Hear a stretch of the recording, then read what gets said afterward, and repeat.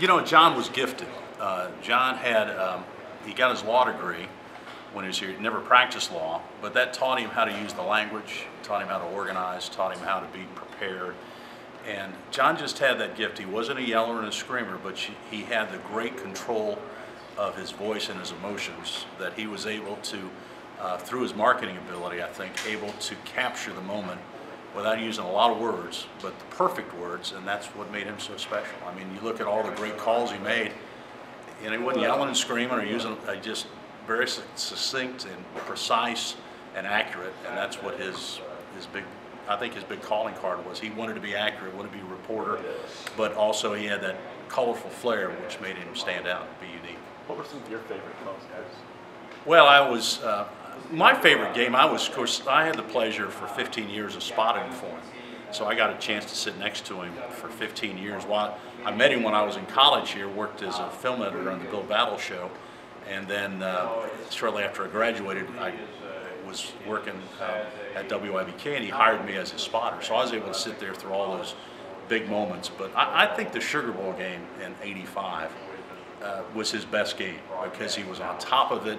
Nobody expected Tennessee to win that game. It had been all week. We took over New Orleans, all the Tennessee fans, and he hit every single call that night. The Jeff Powell run, the touchdown pass in the end zone. I mean, it was just, he was perfect that night. I think that was his best overall game.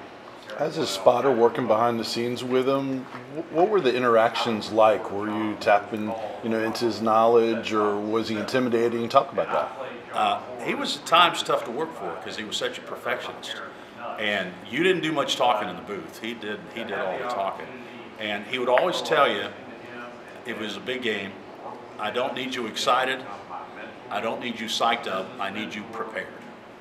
And that was his deal. He would have a clipboard, and he would have 30 to 40 pages of notes that he typed, and he'd have it on his clipboard, and he'd occasionally thumb through it during the game, but I think he had most of it memorized. He might only use 20 or 30% of it, but that just tells you how much preparation he did. And he always told me if he ever got to the point where he didn't want to do the preparation, he'd quit doing the games, because he thought, I think that's from his law background, that you needed to be prepared. So he kind of attacked every game as if he was getting ready to go into a courtroom and had to make his case, and I think that really worked for him. What was it like his personality as a guy? He was totally different away from the booth. I mean, he had a great sense of humor.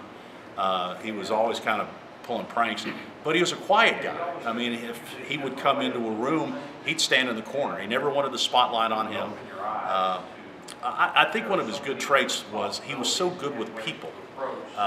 He would go to the games, like all the basketball games, and any place he went, he'd have a satchel with 8x10 pictures of himself, which you'd think would be kind of egotistical.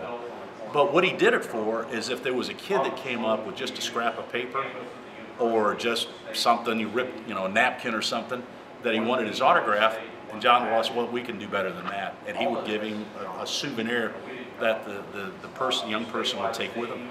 And those things lasted. I mean, you still hear people all the time talking about what a great moment that was for him to be able to get this picture of John Warden. A lot of them still have them hanging up in their rooms or their offices. So he just understood, and I think it's from his advertising and his marketing background. He understood people, and he understood about marketing and packaging the product. And again, I think that was one of his big gifts too from his advertising. Because advertising is where he made his money. He did broadcasting as a hobby, but he knew how to package the broadcast. He knew how to sell the broadcast.